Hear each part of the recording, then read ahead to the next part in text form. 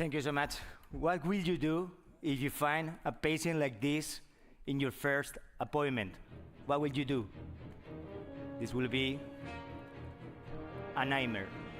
The title is about AI, but this is not AI, this is for real.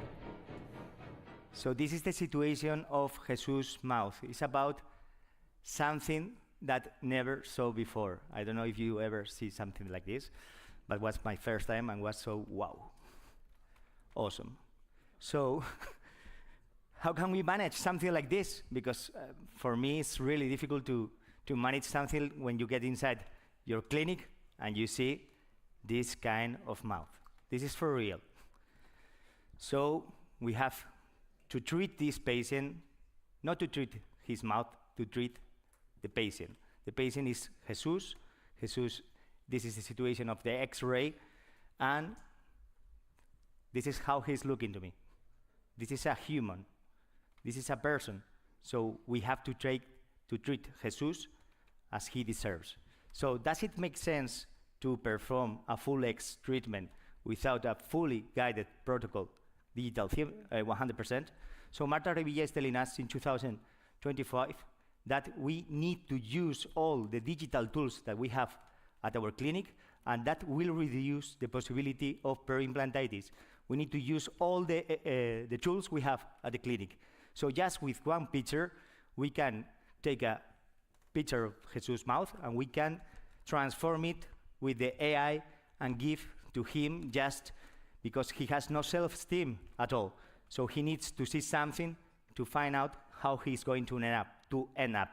So what do we need at our clinics?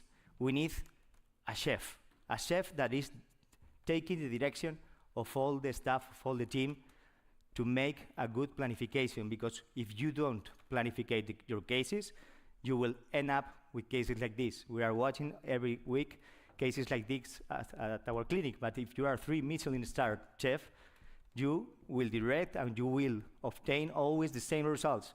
You will always end up with cases like this. And this is what we need. But what is more important for our cases? We need to take into consider four different bullet points. So we all know this, but we have to take into consider the prosthetic design is the key point.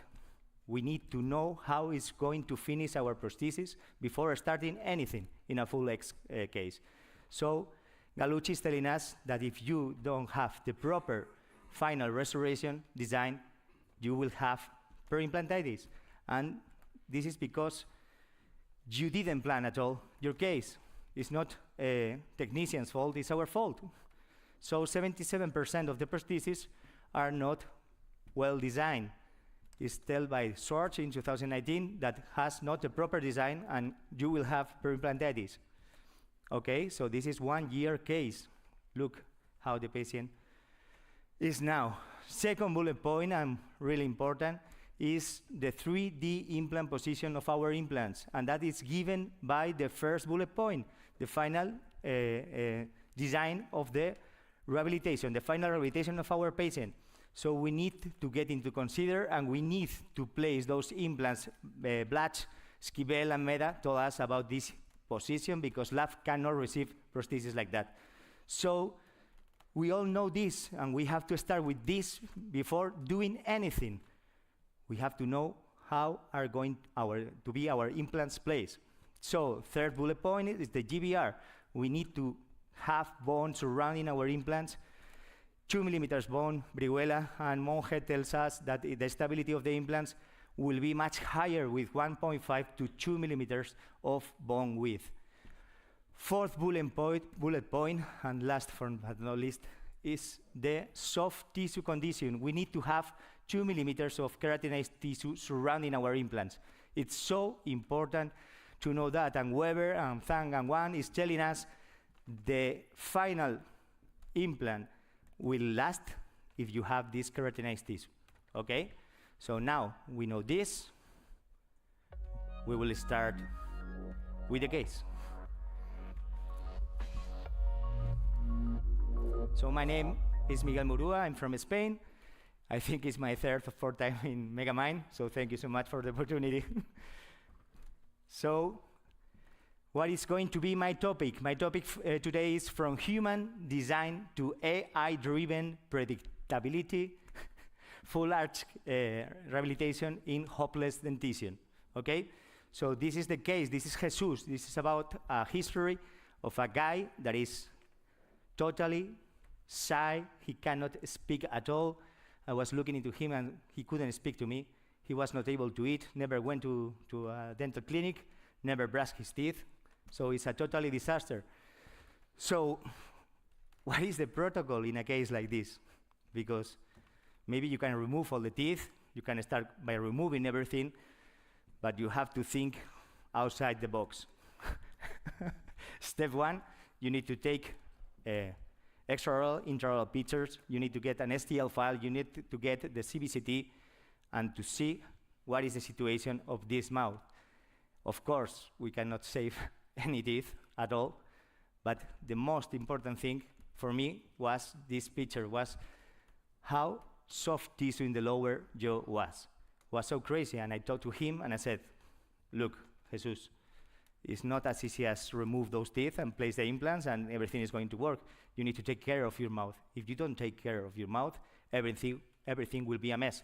So I will give you an appointment with me just to get an hygiene. First of all, we need to reduce the inflammation of the gum, and maybe we will remove all the teeth, but suddenly change something while that appointment, because we could splint some teeth and we will reduce the amount of appointments of Jesus' case. So we will reduce the case because we know the vertical dimension, and if we extract everything will be a mess. And we decide to splint in the upper 5 teeth and in the lower 6 teeth. And we will use them to create the proper vertical dimension.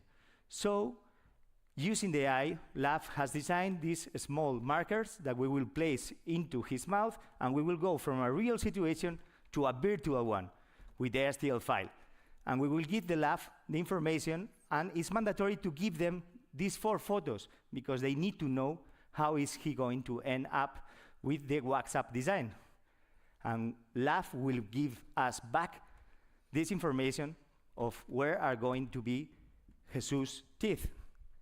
So now we can place that WhatsApp into Jesus' mouth, and we can start with the design of the case. We will start with the upper and the lower, and now we have the first bullet point. We know where the teeth are going to end up. It's the moment to decide where are we going to place our implants. But of course, not too much fun. We have to chill some implants to avoid the sinus floor elevation, but with the software we can decide and we can see how those implants are going to emerge, okay? So now is the moment to tell Jesus, of course, you are not going to end up with a F1 restoration. It's impossible. You will end up with a type 3 restoration. So now is the moment to go for the step 2. And the step 2 will be the production, surgery, and the provisionals. So we can give the lab the STL files of our final position of the implants, and we can build up the surgical guides to perform the surgery. So easy surgery because we don't have almost teeth. We just place the surgical stem, we place our implants in the upper, in the bottom, and we place these scan bodies just to take and give the lab an intraoral impression in the upper and in the bottom. And we will use the AI tool because the lab will give us back just the correction between the deviation of the STL and the CBCT, because it's not enough an STL file just to go with an immediate loading of this provisional. Or maybe the lab can give us second option that will be the manufacture of the provisionals, okay? Some of those implants couldn't be loaded because they didn't have enough stability to load them. So we have to leave them alone, sleep there, and wait for 3 months, and we will go for them. And this is the situation 24 hours later. Cuéntame, ¿hace cuánto que te operamos? This is Jesus. ¿Y? ¿Vamos a poner los dientes? ¿Vamos a poner los Sí. dientes ahora? ¿Preparado? Sí. A por ello, amigo. So now it's a totally different person. Look to the situation. No inflammation at all. And 15 days later, we have this situation. The patient doesn't tell us, what about this pink gum? No, no, no. He perfectly already knows that he is going to end up with an FP3 restoration. It's the upper, the lower, 15 days later, lateral views, frontal views, opening, biting, smiling. So from an initial stage, just doing a planning, taking action, we have this result. This is the correction of the AI between the STL file and the CBCT correction. They use the CBCT to correct the deviation that our STL file is creating, up to 2 millimeters deviation.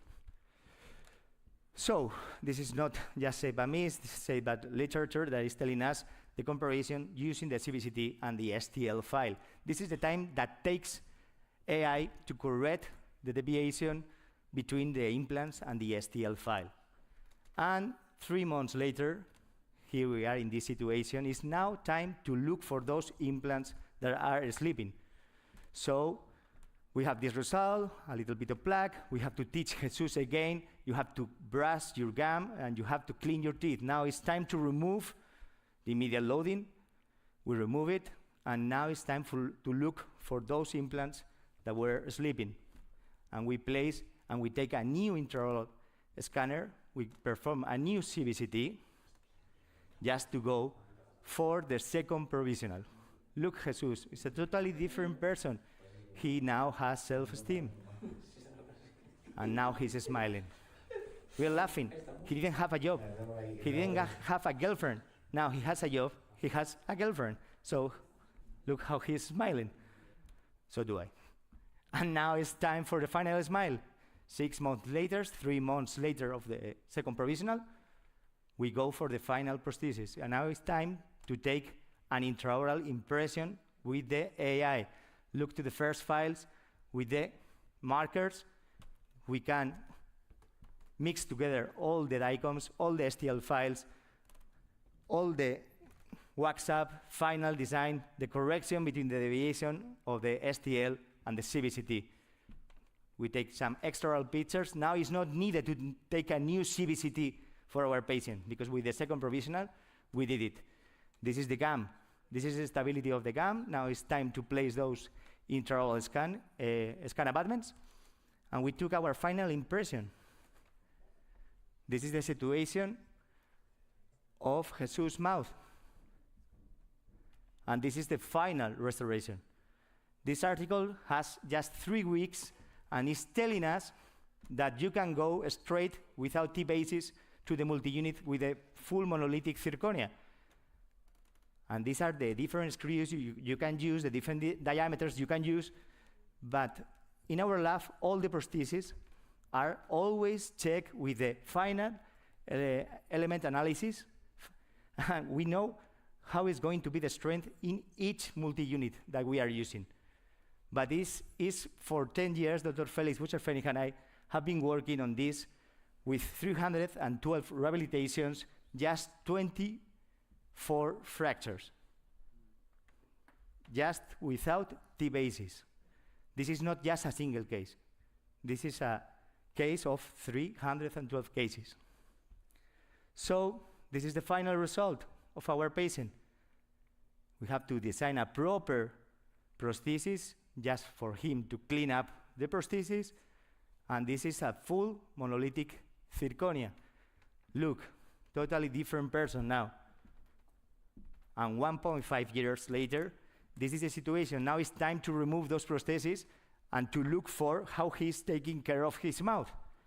And we can see this result. This is the situation of Jesus' mouth. 1.5 years later, X-ray. And this is the timeline of Jesus' work.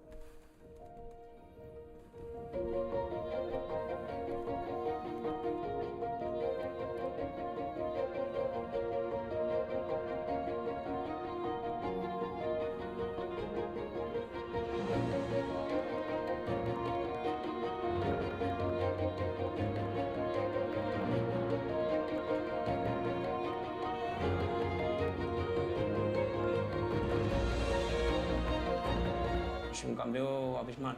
¿Te encuentras bien? Sí. ¿Tienes molestias? No. ¿Te sientes más seguro a día Sí. de hoy con tu boca, con tu sonrisa? La verdad que es un gusto haber conocido a alguien como tú. So this is the final smile. And we have to say that nothing is more foolish than mere victory. True triumph lies in procession. Thank you so much.